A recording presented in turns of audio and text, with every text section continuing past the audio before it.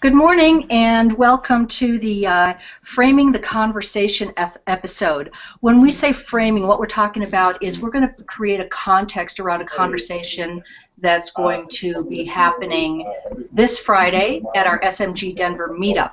SMG stands for Social Marketing Group, and we have a monthly meetup on the third Friday of every month. The meetup is organized by Webolutions, a local strategic marketing agency, and together with the South Metro Denver Chamber. Is that right, Peter? Am I saying that? Denver South Metro Chamber? That's right. Okay.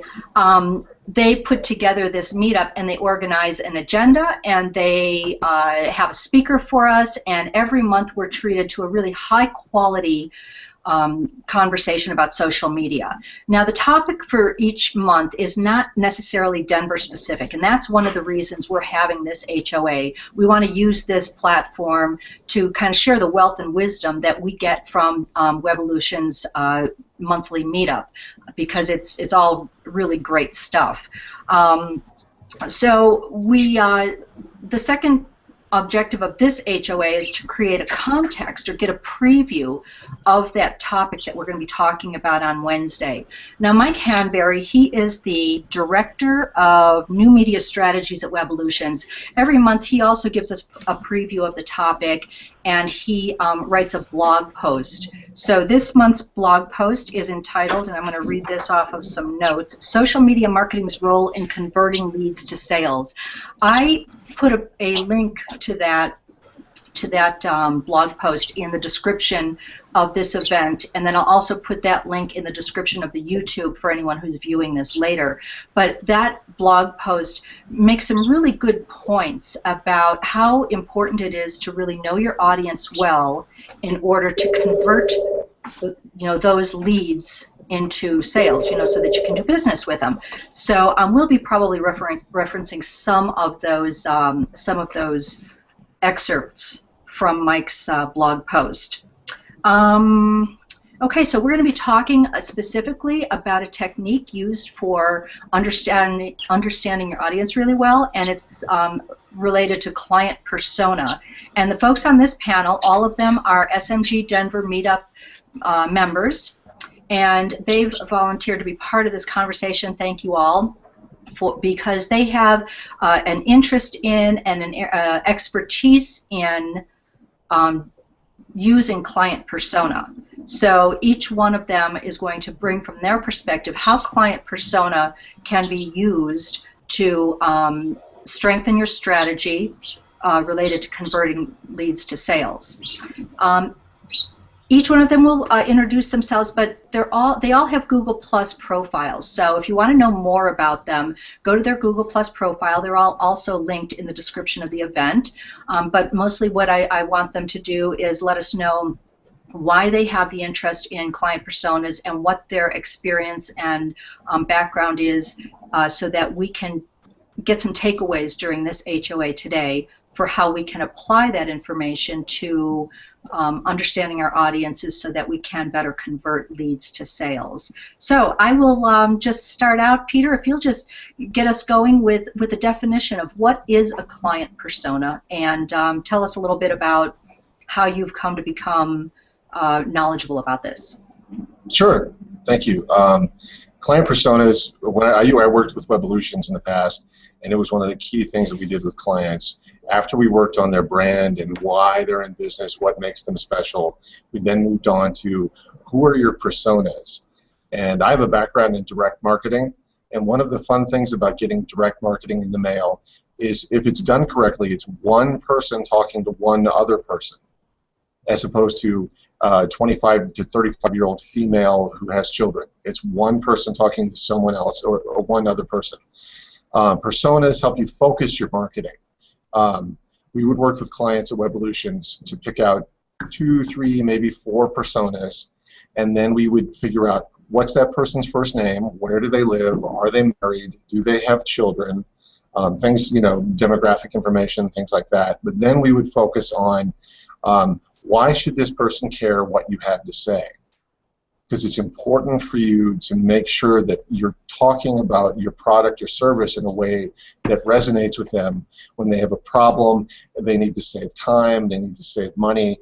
You want to focus directly on that person, and what that does is it prevents some small business people have problems with, I wouldn't like that. Marketing like that wouldn't resonate with me. Or in a corporate environment, if you have a boss who says, I don't like that. Look at your personas. If your personas match your boss, then maybe your boss's opinion is particularly important. But if your boss is 65 years old and you're marketing snowboarding equipment to 25-year-old, excuse me, sorry about that, marketing snowboarding equipment to 25-year-olds, then whether your boss who's 65 years old, probably whether he likes it or not is not as important. You still want to be on brand and make sure that you're communicating effectively. But you need to think about what the person you're trying to reach cares about. Why should that person hire you? What problem do you solve? Things like that. With Read Art and Imaging, I was involved in developing the personas for them. A good example of where personas are important is Read. They do a lot of development work and processing work for professional photographers. And when we were working on the keywords for the new website, we focused on professional photographer. But then we realized that people searching for the keywords professional photographer aren't professional photographers. They might be brides, they might be seniors looking for a senior picture photographer, they might be an executive who needs to get a headshot. So thinking about who's looking for you, who's trying to solve a problem, and who you can help focuses your marketing. And that was a good example of getting away from professional photographer keywords and more towards, John can help me out, professional, it was like film development, things like that. So does that make sense? That makes perfect sense, and you actually kind of enticed me because you started talking about a process, and I'm kind of a process freak. I like to imagine how that process goes on. So you started out with keywords, which is, you know, important to the way we develop our online strategies, of course, but that exercise, it sounds like, led you to other things. Who's going to be looking up these keywords, and why are they doing that? So did I get the right exactly thing? Right. Because Google, beyond all the PhDs, Stanford mathematics going on, they're trying to answer questions. And how they're doing that is they're looking to you to answer questions. What question do you answer is a great exercise for business to go through. When someone sits down, they're trying to figure something out. And Google then searches the internet to try and serve up the most relevant information possible. And when they find you, what question are they going to try and match your information to? So when you, and I know we're going to hear from everyone else too about these processes, so I'll try not to belabor this, but sure. So when you're doing this and you say that's a good question, a good exercise for them to go through, Peter, when you're working with a client and guiding them through a process for developing their persona, is it always the same process? Is it always the same set of questions, or is that dependent on the client you're helping? I would say it's 75% the same, 25% needs to be adaptable. But it's all focused on why should this person care what you have to say. A sales analogy that I learned in a class a long time ago was if I walk into a car lot and I've got 2 kids and the salesperson starts talking about sports cars, you're not solving the right problem for me. I'm worried about safety, I'm worried about reliability. But if I walk into a car lot and I'm 24 years old and I just got my first big job out of college and I don't have any attachments and you start talking to me about minivans, you're not helping me solve the right problem. So just putting yourself in someone else's shoes, basically, it's an exercise in empathy. It's an exercise in trying to understand what's important to them.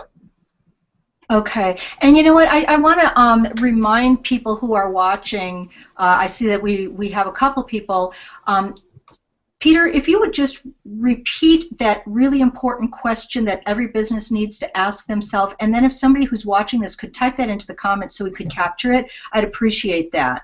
I think you're talking about why should someone care about what you have to say?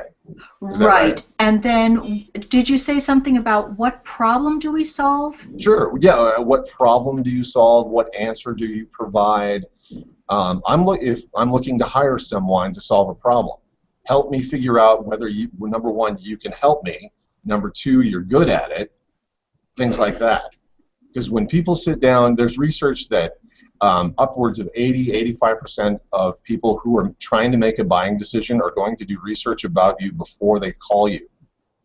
20 years ago, salespeople had all the information, so you had to go to the car dealership, again as an example, to learn about the different models and the different features on the cars. Not anymore. People frequently walk into a car dealership now saying, I want this model with this color, with this package, and all I need you to do is help me find it. Okay. So, all right, so Sandra, thank you for putting that up there. Why should this person care what I have to say? This is a good place to start. Absolutely, this is a good place to start. And thanks, Sandra, for being there and capturing that in our notes for us. Sandra also asked us who has the birds. And the bird actually is owned by Neal. I'm blue boxing his avatar. As per normal, we've had a few technical problems this morning, and we cannot get Neal's video camera to work. So Neal's going to chime in at this point. Because, well, and I want to mention too, we're going to talk to John in a little bit, who actually was at the receiving end of Peter's and Webolutions' help in creating personas. So I'm really interested in hearing about that process. Before we do that, though, we're going to bring Neal up, and we don't have, like I said, we don't have video going for him, so this camera is probably going to jump around a little bit. But Neal, why don't you kind of expand on what Peter was talking about? Peter talked about starting with demographics, and you've got yeah, a little bit different take on it. Demographics are fine, but if demographics were the whole it was everything, then everybody within the same zip code with the same income and everything would be buying the same, let's say, automobile, and that's not what happens, because people they have different personalities, different values, interests, attitudes, and lifestyles. So that's really what they buy on. They may have the capability of buying that particular automobile, but they're going to have that different interest, as Peter said, because some of those people may be single living in that house. Some of them, anybody can afford a Lexus now if you're earning $40,000, $50,000, because you can lease it. So an automobile is not necessarily, it's a status symbol, but it doesn't necessarily denote how much money you actually have. So that's where demographics sort of fall down. And where can it be picked up then? Well, what you want to do is you want to find out, to me, you want to look at who your core customers are. Who are the customers that are currently buying from you, that are going to be buying from you from now until hell freezes over? They're the people that really have the same values as yourself. Okay, that seems like the same values as your company. Okay, and that seems like a perfectly logical goal to target. So how do you do that? You go to those. You find out. You go to those customers that you feel are your core customers, and you ask them value questions. Why is it that they buy from you? What are the strengths of your company that they like? And I've got a whole list that I can. It all comes from this book, the Super Secrets of the Super Sweet Spot by Robert Gordman. Right, and actually, you had sent me that information before this, so I'm going to go ahead. I'm going to go over and put the link to that Amazon link in the comments section so people can take a look at that. So the word, I think the key word here that and some people may have heard it, is psychographics, basically. So yes. So Peter talked about demographics. But I think when he's talking about persona, I think that was the psychographics he was talking about. Am I right, Peter? Absolutely. What we would start with just basic demographics, but the majority of the work would be done in what everyone is calling psychographics. Because Neal's absolutely right that two people who live next door to each other might not have anything in common.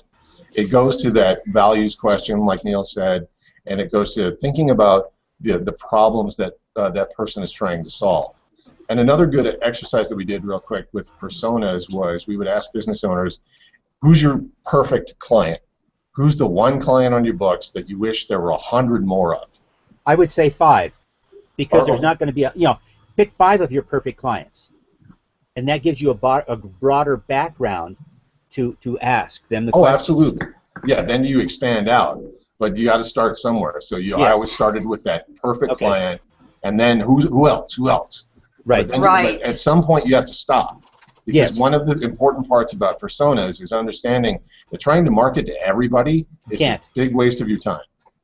Yeah, right, and I think you're right, Peter. You have to start somewhere, and in my own experience of creating client persona, I have started with 2 in particular. One I have completely fleshed out, and then the second one, but you start to realize, oh, not everybody's like this, and there's more than one version of perfect. So it's okay to have more than one persona that you're targeting, but you've got to start somewhere, and it's not a simple, easy task to put together these personas. So take your time to do it. Speaking of being aware of our audiences, and I just want to thank Gary for stopping by. He's going to have to leave at 8 o'clock Mountain Time. But thanks for being here, Gary. And yes, we will see you Friday at our hangout. Our meetup. There's hangouts. There's meetups. There's half the time I don't know where I'm at, but anyways, I will be there in person too. So good to see you, and thanks for stopping by. So I'm looking at a process, or I'm perceiving now this process of you start with these demographics, which is who are they, and then you think about psychographics, which is why do they exist, or a lot of the whys about them as opposed to the whats, and you can maybe do that by thinking about, well, who are my core customers? Who are the ones that I know already love me and that are devoted to me? But then go and ask them.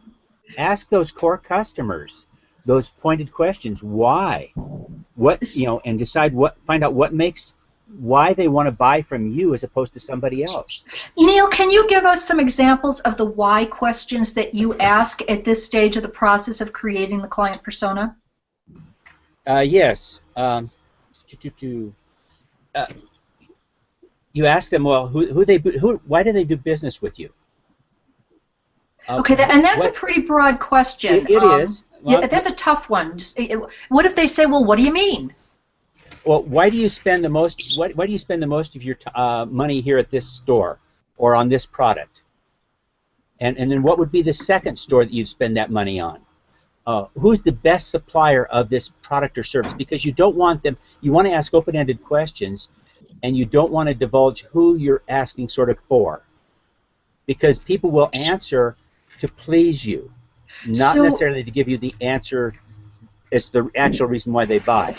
But if you're the business owner and you're asking them that question, you have to go to a third party. You have to go to a third party. Are you saying you have to have a third party ask the question? Yes. Got it. Okay, that helps again. Again, I'm thinking about the steps that one would take in order to create the persona, and so that so having a third party do it, and is there? I don't know if you have any experience on anybody who's been through this process. Does it feel like an interrogation? Well, the third party's doing it, and you're asking just, if you could buy this product from only one supplier, who would you buy it from, and why? Okay, and then what do you do with that information? Well, you keep gathering more information. What do you really love about your current supplier? You find out as much as you can as to why that client is buying from you.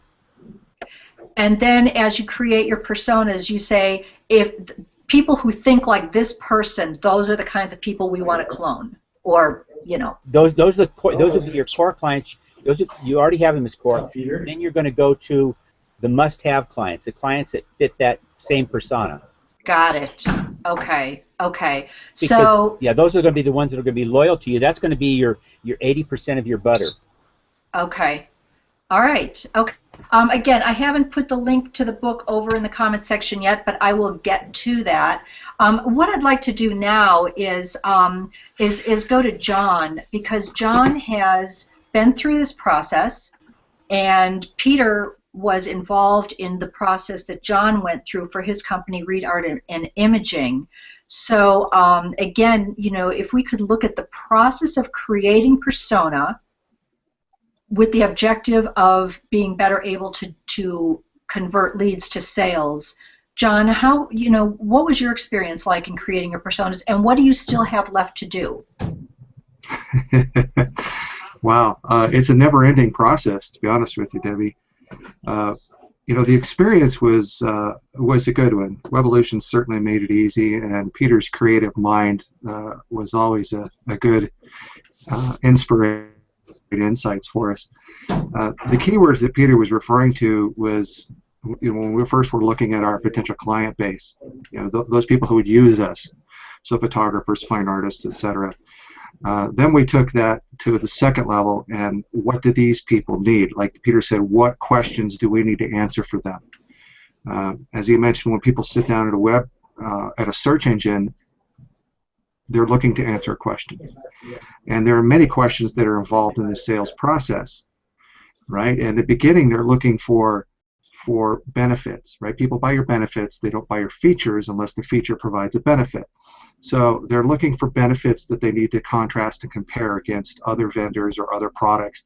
And eventually they start asking questions that get to the point where they're trying to weed out people. So they're trying to find answers to eliminate you from the list, right? Peter's nodding because we've had this conversation.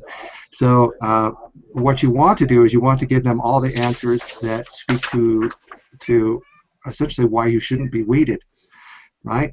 So in part of the persona development, we have to look at the want or worries, the wow of every customer. What is it that they want? What is it that they worry about? Because the final buying process, the final buying decision is an emotional one. So if we can address that primal instinct that surrounds the want or the worry, then you are less likely to be cut from the short list. Now, when marketing to a persona, if you market to their wants and their worries, they're more likely to follow through on that marketing and make a purchase. Okay? In the end, it's always an emotional buy. No matter how much intellectual thought they put into it, in the end, the question is, does it feel right? Right? And this is where experiential marketing comes in as well. When we take the personas and find out what is it that they want to experience, and that comes from psychographics. What are their values? What do they enjoy? For instance, our personas are primarily professional creatives. Professional creatives often fall into a very ecologically, world socially conscious aware, and most of, I would say 90, a good, very large percentage of our staff are very much of that mindset. We have presently 28 employees, and I would say that 27 of us are socially aware. We love animals. So part of what we have always done is allow people to bring their pets through the door. You know, we keep dog treats behind the counter, et cetera, et cetera. And this, while we don't do it for a marketing reason, we do market to it, right? We do it because we love animals. But we also tell the world, we tell our prospective persona that we love animals. You can bring your pet in. You know, they can hang out. We'll give them a treat. You know, people are ooh and ah over animals when they come in. So it's a finer point of the psychographic profile that this addresses. But it also comes down to authenticity, and that we are authentic there. This is really who we are. This is really what we're about. And so we have naturally created a client base who resonate with us or navigate to us because of who we are, because of our own personal psychographics, right? So let me throw a couple other questions out there when you're talking about we were talking about, or Neal was talking about the questions that you might have a third-party survey company asking your customers. Well, I would also encourage you, if you're wanting to grow your business, to get this information from the people who are not buying from you, right? Because if they're not buying from you for a specific reason that you can address, then address it. Follow me? Those people that are buying from you are the ones you want to maintain what you're doing because you want to keep your client base. But if there's something that you can add, maybe it's something as simple as an explanation of a product that needs to change on your website so that they understand that it meets their need. Find out why they're not buying from you, address that, and now you get to grow your business. So psychographics and demographics and persona development are not about maintaining your existing client base. And I think that's where a lot of marketers, especially entrepreneurs and solopreneurs, get into trouble in their persona development, is they focus only on cloning their existing client and not potentially reaching out to an entirely new, or broadening their existing segments by asking the people who are not buying those pointed questions. So you might go to them and ask them, and quite often you can do this in just a networking event, right? Well, tell me, what is it about XYZ, my competitor XYZ, and you don't have to tell them they're your competitor, but what is it about the vendor you use that drives you to use them? What is it that they're doing right for you? What is it that they're doing wrong for you? What have previous vendors done wrong that drove you to the vendor? When you're talking about product specifics, what about the products that you use do you really like? What is it about that made you choose that product over another product? And what about the other products did you not like? Right? So it's a deeper fact-finding mission than just, hey, why do you do business with us? That's the place that you kind of want to start because it helps you understand what you're doing right. But it doesn't fill in the missing blanks of what is it that you're not doing yet that will allow you to grow. Okay, and I see this as, and John, as I mentioned earlier, you're well into the process of creating your client persona, and you say this is a good place to start. I think that it depends on who you are, what kind of business you have, and what your objectives are as to where you can start. But what you've done was offers up some great questions that should be part of the overall process, whether it's where you start or where you grow into after you've done that first step of. I believe that's a follow-up. Yeah, I believe that's a follow-up. A follow-up. Okay, yes. Yeah. And again, this is my sequential thinking here. A lot of people don't think sequentially. A lot of people would prefer to put together a big picture and then decide from there what their first steps are. But I'm always striving to put together some sort of a sequence and a process flow. So what I want to bring up a comment that Sandra put up here. How relate this to the social media platform where you have such a large psychographic challenge. You have no control over who is tuning in to your message. And I bring that up because there's another element that I've come across, and it's called Technographics. And it's more an analysis of how your target market or how your core customer or how your ideal customer uses social media. And so that's almost a third layer. We've got demographics, psychographics, and then because of the way our society communicates these days, which is a lot on social media, there's this concept of technographics. And this was actually, the first time I read about it was in a book called Groundswell, which was published in 2008, I think.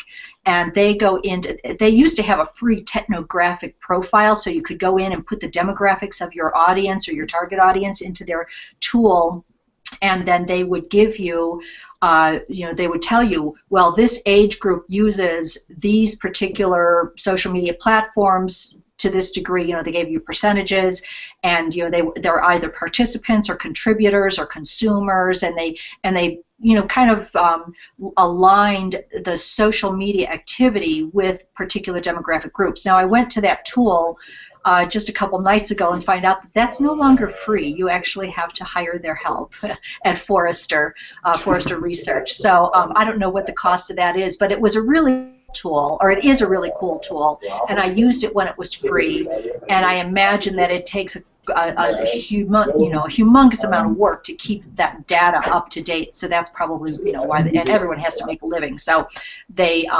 that's what they're doing. But so Technographics. So Sandra, thanks for that good point. I also wanted to bring up. Hang on a second. I just want to say though, you still have to find out what your core customers are, what your core customers' values are, and where they're going. Because in regards to all of the other graphics, because that's going to be where your customers are. Absolutely, and I mean, there's a lot of moving parts to this process. So that's why it's really important to have an overall strategy. You have to know what your core customers are doing. You want to replicate or clone or target customers that resemble that persona that you're creating now, because those are your core customers and they love you and are loyal. So you still have to know them, but then you have to find out part of their personality and part of their behavior, does it include social media? Because if it does, that's certainly a wonderful way for you to continue the conversation, which is what exactly. Exactly, that's what you have to do. Yeah, we're talking about leads that come to us through social media specifically, and how do you convert those to sales? And so that the Technographics is definitely part of it. I think you also need to realize that some of those clients just may be there for a brief period of time and then gone. They may not be your core customers that are going to propel your business to the next millennium. Absolutely, yeah. So don't fall in love with them, because they may be gone tomorrow. So the other thing I want to bring up, this is a comment that I had, or an excerpt that I had taken out of Mike's blog, that blog that I told you I linked in the event description. At this point, prospects are aware of you. Their social media activity is part of an attempt to understand who you are. And I believe that that's very true. If they're starting to follow you, if they're starting, if they've connected with you on a social media platform, whether it be Facebook or Google Plus or Twitter or whatever it is, you can assume that this is an attempt to understand who you are.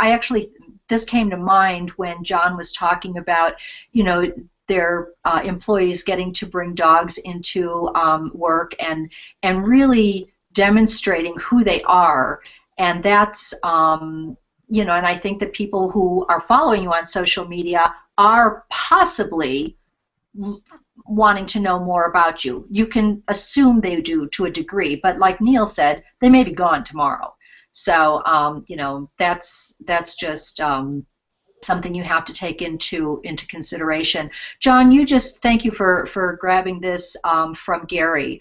I believe it's important to start with clarifying whether we are in a B2B or a B2C situation, that's business to business or business to customer situation. Then we can drill down from there, and I would add to Neal's comments that we might start with our best clients, but this discussion should occur, and John, you want to finish that for me? Every time we win or lose a deal.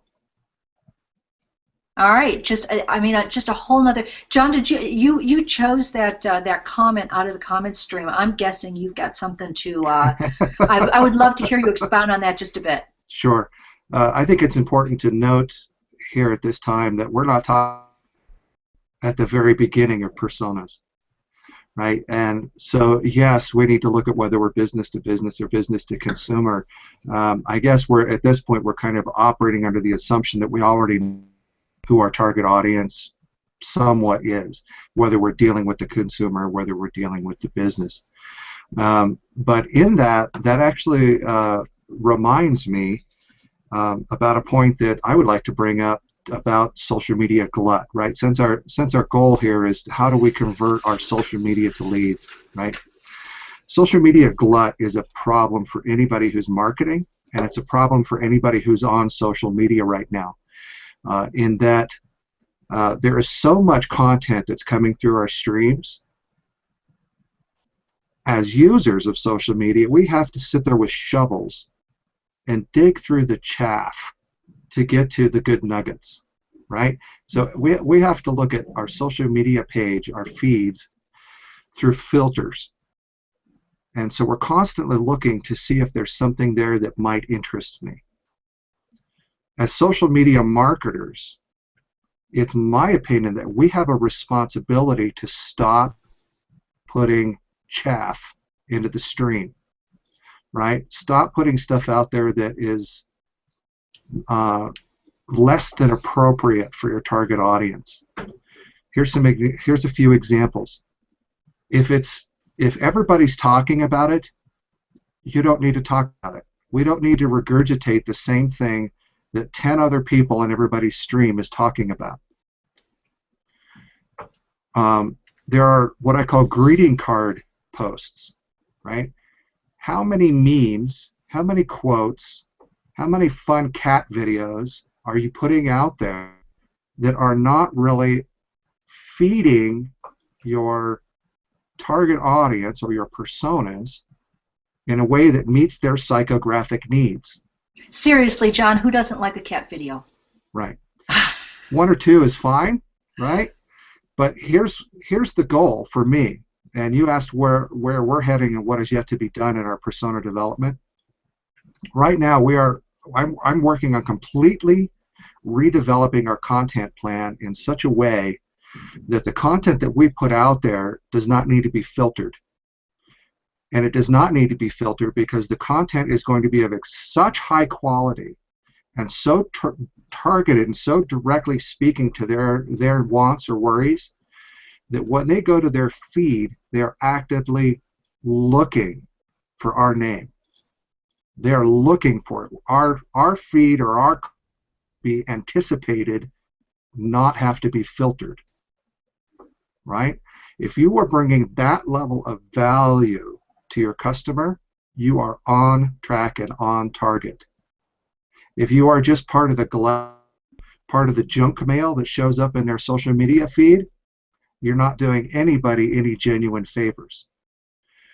So with your psychographics and knowing what their wants and worries are, you can provide perfect content to them that they will enjoy and will answer a need, right? And it needs to come in my opinion, it needs to come in and it needs to have real valuable information that they can apply to their business or to their life, right? So when we get out there and we do a lot of curated content in social media, which adds to the glut, right? You go to a blog and you see that 1,500 people have shared this on Facebook. Do you need to add to that? Well, probably not. Here's what you can do, though, is that you can take it in, is you can read that blog post for them. You can distill it down to the best nuggets, to bullet points, to action steps. Put that in your post with a link to the blog if they want to read more. Here's what it does for them. Now they don't have to leave Facebook because they're not going to want to do that anyway, right? Mm-hmm. People don't like to click out of Facebook when they're in Facebook. So all of this stuff just, well, now you've created a post that brings value to them because you have sped things up. You have given them the meat of the conversation and the facts behind it, and they don't have to go through and read through all the blog fluff to get it for themselves. They can take your information, they can apply it directly, and if they want to read the blog, they can read the blog. John, so, I'm gonna. I just want to ask you two questions about that. Yes. Do you know of somebody who is doing it really well? Because I love the concept. Do you have an example of somebody who is doing that really well that we might go look at? I don't. And this is I'm not going to say this is a process I invented, but I will say that I've come to this conclusion as a result of watching a couple of HOAs and finding that there is a tremendous amount of fluff between the nuggets. Right, right. Many of these 1-hour HOAs could be distilled down to 5 minutes if we could cut the chatter. Right, right. Blog posts are the same way. Social media is the same way. And I started to realize that we as social media marketers are just making our own lives almost impossible, right? Because we are training our subscribers to ignore us. Yeah. If your content is not of premier value, you are training them to filter you out and not look for your posts, right? Okay. So we need to train them the other way. We need to train them to want to find the content.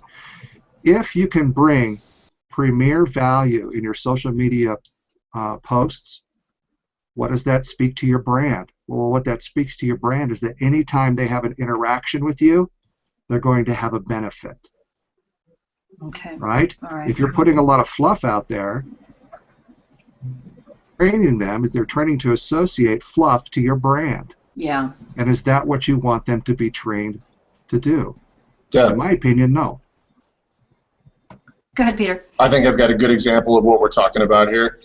He passed away, I think, about a year ago, but Roger Ebert, the movie critic, I think is a great example of what you're talking about, because I found that Roger Ebert, if he liked the movie, I probably wasn't going to like it. But that was my cue. And I also enjoyed the fact that he was passionate about movies. He always had good observations about movies, but we had very different tastes. But I knew that if he liked the movie, I could probably avoid it. If he didn't like it, I should maybe check it out. But he brought value every single time. Whether I agreed with him or not was okay. And that I didn't have to agree with him. Right. But each time that he reviewed a movie, he always brought some little twist to it, some little observation or comparison. He was a huge student of film history. So it was interesting to watch him go, oh, this relates back to the Kurosawa movie in the 50s or things like that. So he always brought value, and I was able to just play off what he was doing. Does that make sense? Yeah, that makes perfect sense, and I appreciate you bringing up such a visible and familiar example to us, because that really puts some structure to it. What I want to do now is, because we've done a good job of talking about demographics, psychographics, we touched a little on technographics and brought the social media part into it, which is an important part. John has some practical experience that has developed over the last year or so, I believe it is, with personas, working with Webolutions. I'd like to bring Leland on now, and Leland, this is his first chance to be with us as a panelist, so thank you, Leland, for jumping in with us. And you, I know that you have been absolutely immersed in a branding strategy and the implementation of a branding strategy for your business. I don't know much more beyond that. Talk to us about how personas have been a component of that strategy. Okay, well, thank you. Basically, I signed on to a 17-year-old direct mail company, direct marketing company. And the company to date is known primarily for mail, for marketing through the mail, and mostly political and B2B type customers. Do you want to say the name of the company? Who is it? Yes, it's Mail Masters of Colorado, and we're rebranding it right now. It's going to be it's being rolled out as we speak, actually, and it's becoming Plum Marketing, PLB, straight line to sweet results. Oh, so cool. We're going to be using both the plum fruit as well as the plum line in our marketing messaging and our analogies and so forth. One of the things I want to kind of preface this with is I have a really strong background in direct response marketing, and back as early as in the 1990s, there was a lot of play in the database marketing with demographic groups. One of the main players was Claritas, and they would kind of select these groups of data and then put a name to them. And it was based on a lot of different things, including something we haven't talked about, which is I call sociographics. And so we can add another graphics to it. Cool, okay. And I have had a difficult time making the transition from this kind of logical look at contacts and at potential customers from being very practical and very kind of defined, I guess you might say, to being emotional. And one of the things I've noticed that social media has brought into the whole mix is the fact that we're now having to market to emotions, or we need to market to emotions more than we need to market to their logic. And that's been a difficult trend for me, but it's been something I've been working on for the last year as I've gone through these personas trying to develop the marketing plan for this new Plum marketing brand. So I wanted to bring up a couple of things. First of all, I think the very primary question has already been brought up, which is why should they care? If you put out a message to somebody, why would they care what you have to say? And why do they care about this message? And that's based on a lot of different things, but I think the very basic, when you get down to the nucleus of what it's based on sociographics. And I've divided, for the purposes of my marketing, this into 4 groups, which I call traditionals. And this isn't all mine. This is stuff I've developed from government information as well as from a lot of marketing information. But traditionals basically were born before 1945. And there's not a large group of those left, but there are still some decision makers in that area. Baby boomers is probably one of the largest areas of decision makers, 1946 to 64, and then Gen X is 65 to 80, and then millennials, 81 to 2000, basically. That's when these people were born.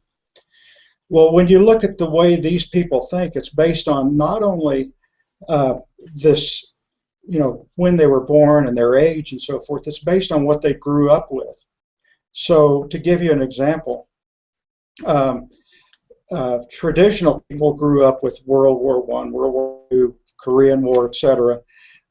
They grew up proud, independent, family-oriented, and this work-family blend was there where they wanted to raise their family with the good values and so forth.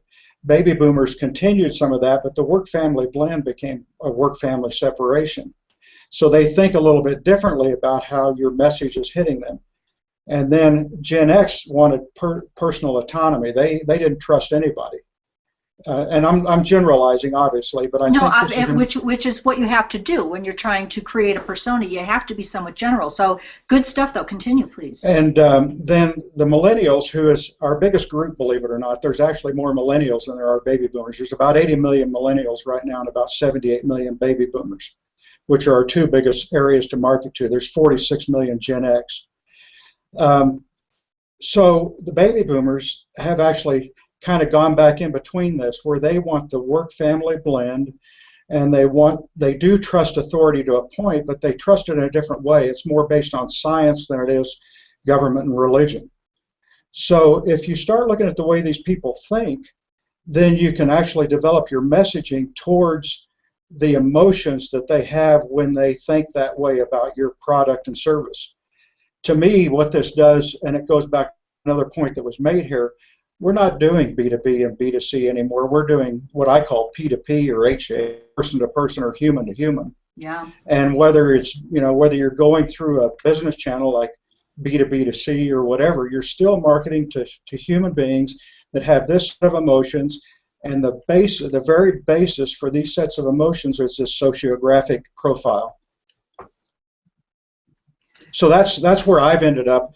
And to me, this is a work in process, because this whole persona thing is it's really different than what I studied in school and what I've actually experienced through most of my career.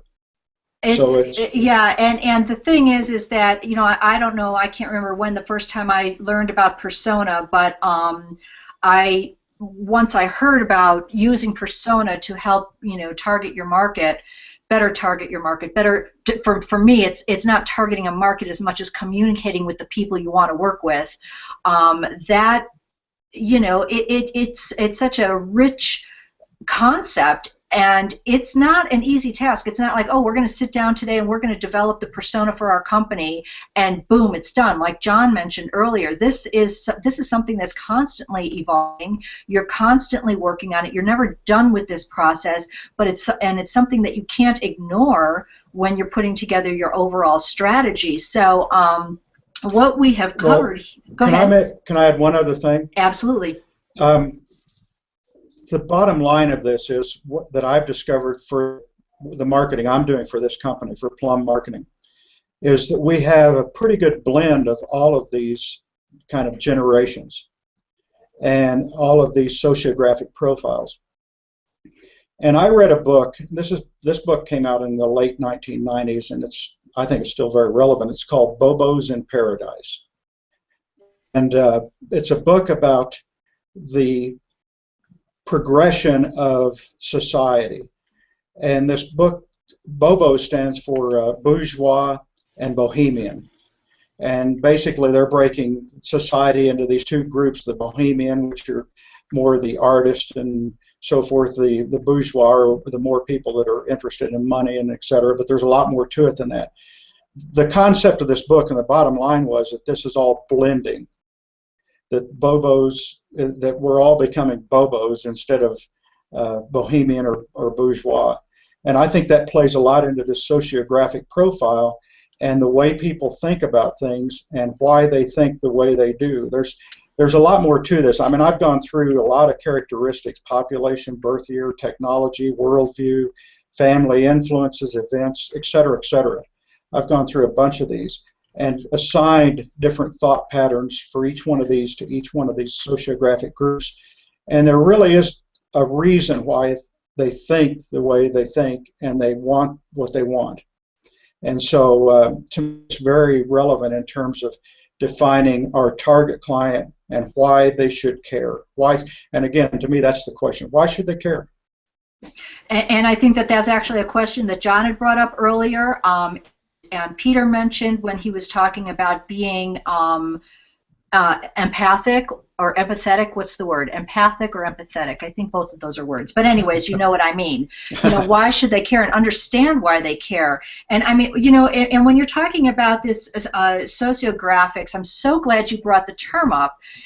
It kind of triggered a thought. I read a book called Engage, written by Brian Solis, and many of the people on this call probably have heard of Brian Solis. He's everywhere, and I do believe that that's one of the concepts that he really leans on when he's trying to help us understand how to best leverage the power of social media.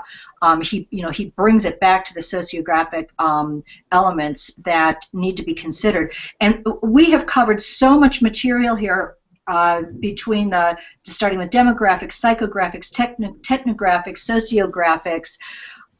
It seems overwhelming.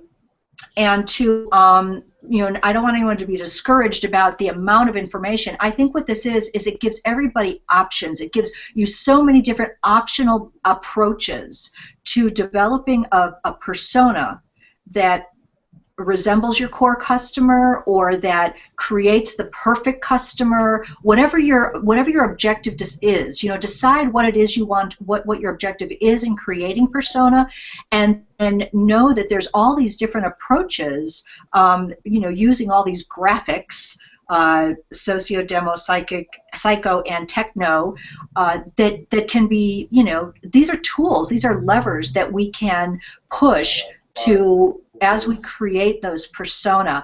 I wish this call could go on for a while longer. I want to thank you, Sandra, for putting the Bobos in Paradise link in the comments. I really appreciate that. We've got a bit of a conversation going on here with Lisa Vancino, I think is how you would say that.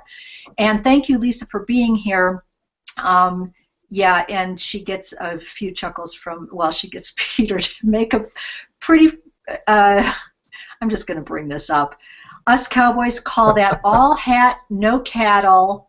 They have the Western duds and music, but have never been on a horse. This is in response to what is it? A star syndrome that Lisa brought up earlier. Yeah, I think what self-proclaimed experts. Yeah, what Lisa was commenting on was There are so many social media gurus and consultants out there that talk a lot and they're 50,000 feet, but when you ask them, so what have you done? What results can you demonstrate? They don't really have a good answer. And that was my cowboy response to, I actually have horses at home and alpacas and other cattle and stuff, and the people that wear the Western clothes but have never touched a horse, they're all hat, no cattle. That's great. I do want to remind everybody too, if you're watching this on YouTube, I will get the event link into the YouTube description. The conversation that happens among those who are viewing, and I want to just say good morning to William Shepard, thank you for being here, and each of us in the panel will go through these comments hopefully in the next 24 hours or so in case there's something specific that needs to be addressed. But thank you for the participation from those who are commenting during the show. We're at a time where we have to wrap up here. And if I could just ask each of you on the panel if you could take 30 seconds to tell us either, what is your call to action or what is the takeaway that you hope people will be getting from this session. And I'm going to go in the same order that we started out this group with. So I'm going to start with Peter on that. Peter? Absolutely. I think an easy takeaway, now that I'm thinking about it, is John talked about how there's too much chaff in social media, too much just junk. But if you ace your personas, if you get them really dialed in and you're putting content out there that is valuable to your personas, who cares if other people think it's junk? Like going back to direct mail, if I get a piece of junk mail that solves my problem, it's not junk for me.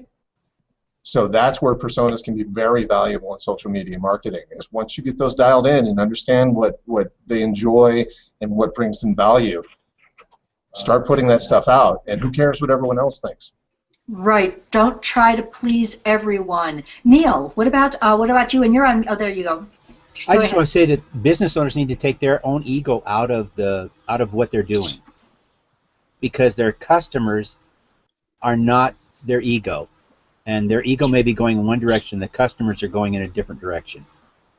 That's right, and that's easier for some than others. And I also want to mention, Sandra, you had asked who's got the bird. That would be Fidget, who belongs to Neal. So that's who you're hearing chirping over there. Okay, John? Okay, well, we did cover quite a bit of stuff today, didn't we? Yeah. So my suggested action step is to take small, sweet steps. Don't try to do this all in one chunk. It's a huge undertaking, just to create a marketing plan. But to create a marketing plan with a massive number of changes, oh my gosh, I can only imagine. So start somewhere. If you haven't done 8 personas, start with your existing clients, as Neal so eloquently put it. Start with those people. Find out what drives them. Then start to other avenues to grow your business. But please start somewhere, and please continually take small, sweet steps to improve your marketing. And that comes from a very practical point of view, because John has been in the process for a while and will continue to be. And then another practical perspective from Leland. Well, I feel like marketing is a moving target, and I'm sure all of us feel that way. And one of the things I've learned over this last year is to get my ego out of the way and not be so kind of pragmatic about the way things have always been done and the way I think they should be done, and learn the way people are thinking that they want to be communicated with, the way people want to be they want to buy and not be sold. The social media has changed that whole paradigm entirely, and just to be open to the changes in the marketplace itself. So I think it's going to be a moving target, and it's exponentially increasing in speed. So basically, we need to flow with it instead of push back against it with some of our old ideas. Okay. And you know, I mean, and you did a wonderful job of bringing into focus for us some historical perspectives and how things have been changed, and they continue to move. So, all of you, thank you so much. I did not really chime in too much on this persona conversation. So what I just did was linked a blog post that I wrote in November about a persona process that I've in the undertaking since middle of November or so, and in that blog post are my resources, and I have started charting out 2 personas pretty explicitly. So you can read about that in my blog post. I want to just remind everyone that the purpose for this HOA was to create a context for a conversation that we're having in real life at a meetup on Friday. So we again want to just thank Webolutions and the South Denver Chamber of Commerce for putting on those meetups. And we will have another hangout next Tuesday, which is our routine, to have a hangout the Tuesday following after our meetups, so that we can talk a little bit more about the new information. I know that Mike is going to probably be talking a lot about what he is in his blog post, assuming that's a preview, of what a brand can do to better convert leads to sales. Today we talked about, I hope, a complementary feature of how we have to bring the focus on the customer rather than so much on the brand. But I think between the 2 conversations, we've got a pretty comprehensive approach to converting leads to sales. So our next HOA is next Tuesday. We also have a private Google Plus community for people who attend that meetup, and the purpose of that is to get you comfortable with the Google Plus platform and to bring you into panels like this. I think that today was Neal's first hangout, so thank you, Neal, for being here, and you did a fabulous job. Thank you. Leland, I think this might have been your second one. Maybe you've had others, but I've seen you playing drums in one of them. Yeah, so, this is the second one. This is your second one. That's where the name comes from. Yeah. Okay. So then, John and Peter, I call them my pillar panelists, because they have been part of these HOAs several times now, and I really appreciate the constant support, and I think we're all getting a whole lot better at that. So. I think that we're going to wrap this one. We are going to put out one call to action for those of you who show up at the meetup on Friday in Denver. We're going to offer to help you Google Plus accounts if you don't have them fully put together. So if you're watching this on YouTube and you still don't have a Google Plus account, we'll kind of hang around after the meetup on Friday to help you get set up. And that was a great suggestion by John last night in a late email. So thank you very much all for being here. We will see you next Tuesday if we don't see you Friday at our meetup. Thanks a lot. And panelists, remember, stay in the panel. We'll talk after. Thank you. Thank you.